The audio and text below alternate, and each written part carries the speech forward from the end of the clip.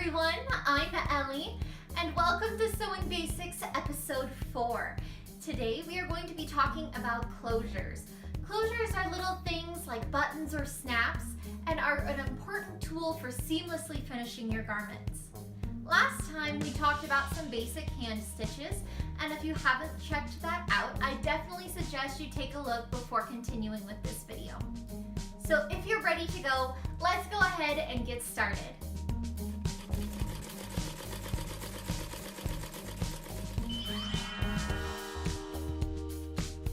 Closures come in all different shapes and sizes. They're an extremely important tool and make it so your garments can seamlessly, well, close. The name is pretty self-explanatory. Today we're going to be going over 3 types of closures, starting with buttons, then snaps and hooks and bars. These are all closures that you can attach by hand, and they're a great way to get started. So let's hop right on to our first closure. We're going to be taking a look at buttons. Of course, you guys have all seen a button before, but did you know there are lots of different types of buttons? Today we're going to be looking at a shank button and a flat button. The shank is this little bump on the back of the button. This is there to keep your button away from your main material. So that way, when you're putting your second layer of material over your button to close it, there's room for it. Otherwise, it'd be near impossible to close your button. To attach a shank button, simply stitch it onto your material. If you're stitching along with us in your stitch book, make sure that you skip page 3 and attach your button on page 4. This way we can use page 3 for our buttonholes. As you're attaching your button, you want to make sure that you loop through the buttonhole in the fabric enough times to where your button feels truly secure. There's no set number of times that you have to loop through, but I suggest somewhere between 4 and maybe 8 if you want to be extra sturdy. Flat buttons are actually a bit more complicated to attach. Since they don't have a shank on them, we have to create one with thread. Otherwise, you won't be able to close your button like I had said earlier. To do this, we are going to make use of either a toothpick or a bobby pin, something that is a medium thickness and can go between your button and your material. First, I'm going to stitch through my material and into one of my buttonholes, then down the other buttonhole and back into the material.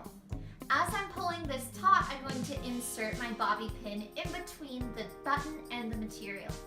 Like I said, this keeps your button off the material so we can create that shank later. Now, keeping your bobby pin in place, you're going to go through each of your holes and through your material. Again, there is no set number of times to do this, just until it feels secure. I usually go through about 3 or 4 times per hole. Now that your button is secure, we have to create our shank. We're going to take the bobby pin out from between the material and the button, and with our thread on the right side of our fabric, we're going to wrap it around all the stitches that we had previously done. As you wrap this around, you'll notice that it's pulling the stitches together and is lifting your button off of the material. So now you've attached your buttons, but we have to have some way to close them. So we are going to create our buttonholes. Again, if you're stitching along, we're going to do this on page 3.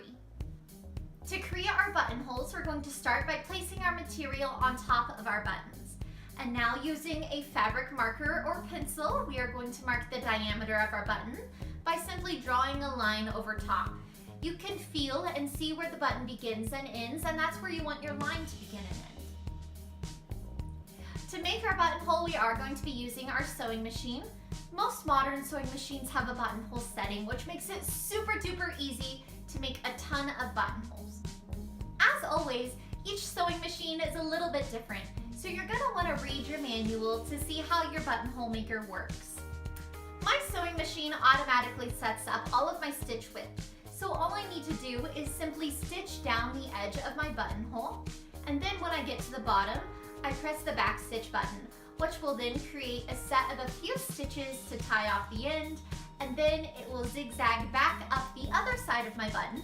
And once I reach the end there, I can again press the back stitch button and it'll finish off the stitch. Like I said, read your user manual. Every machine is a bit different and it can take a bit of tinkering to figure out how to get it to work. With your stitching finished, we can go ahead and slice open our buttonholes. I do this using my seam ripper and my scissors. My seam ripper will get the rip started, and then I can use my scissors to make sure I don't go too far on accident. And with that, you have a couple of working buttons. So go ahead, try them out, make sure they're working. It's usually a bit of a tight squeeze at first, but after you get your button through 1 or 2 times, it'll loosen up a little bit and you'll be easily able to get your button through your buttonholes. The next closure we're going to look at is the snap.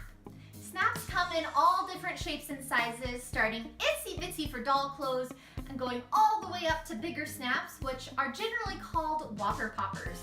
These are what I use when I'm costuming because they're extra heavy duty. Snaps are a great way to attach things on top of a costume when you don't want to see how they got there and you need them to be removable.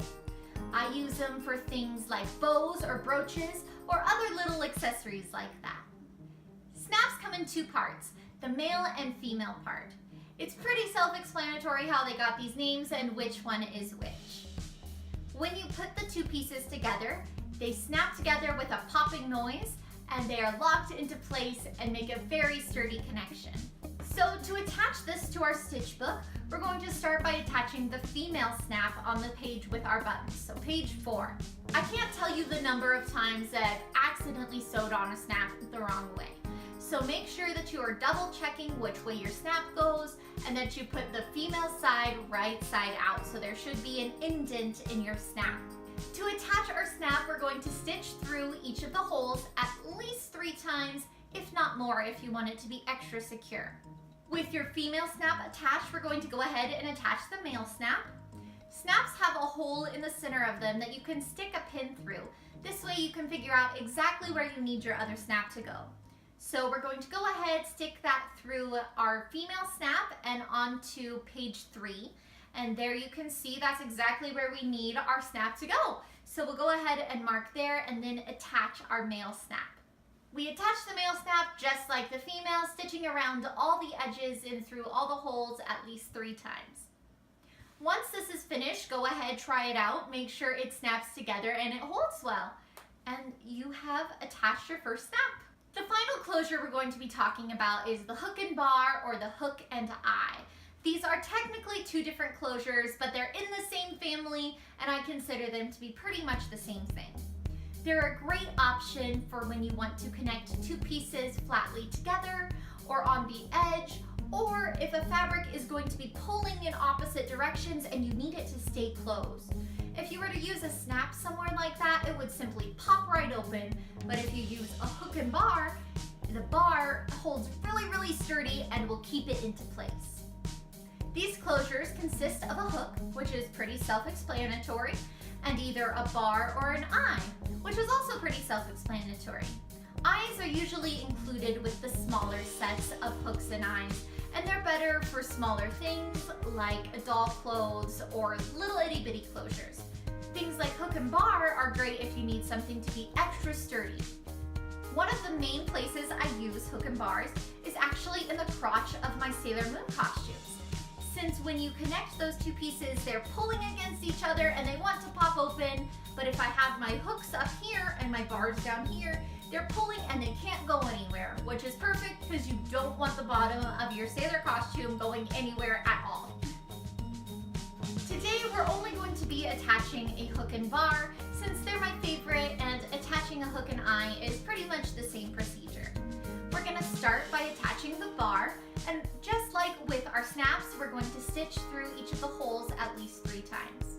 Once our bar is in place, we're again going to check where our hook needs to be on page 3. So we're going to lay our pieces on top of each other and gently mark where the hook should be. Lining up our hook with our marking, go ahead and stitch that on. Again, 3 stitches in each hole.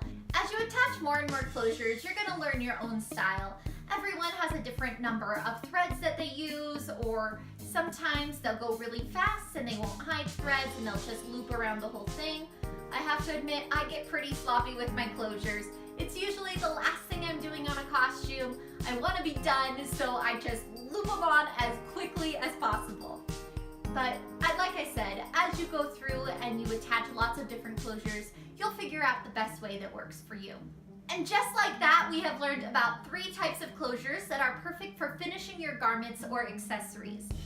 Let me know in the comments down below which closure is your favorite, or if there's one that I didn't cover here that's your favorite. I would love to hear about it.